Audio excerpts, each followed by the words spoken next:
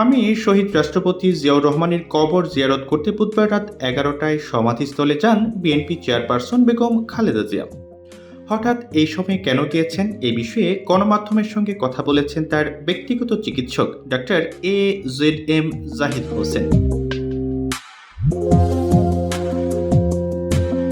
Doctor AZM Zahid Hossain বলেন, এটা একান্ত ব্যক্তিগত এবং পারিবারিক কর্মসূচি। উনি তাৎক্ষণিক এই সিদ্ধান্ত নিয়েছেন, কাউকে জানাতে চাননি। তারপরও আমাদের যেসব নেতাকর্মী খবর পেয়েছেন তারা অনেকে এসেছেন। রাতে আসার কারণ জানিয়ে ডাক্তার জাহিদ বলেন, যাতে দেশের মানুষের কষ্ট না হয়, রাস্তায় চলাচলকারী মানুষের কষ্ট না হয়, সেজন্য তিনি গভীর রাতকে বেছে নিয়েছেন। ওনার কারণে মানুষের কষ্ট হোক, সেটা উনি চান না।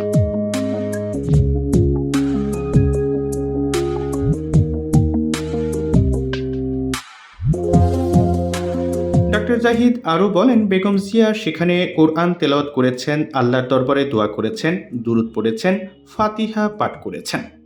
এর আগে 2018 সালের 8 ফেব্রুয়ারি কারাগারে যাওয়ার আগে স্বামীর সমাধিস্থলে এসেছিলেন বেগম খালেদা জিয়া। এরপর এটাই প্রথম তার সেখানে যাওয়া।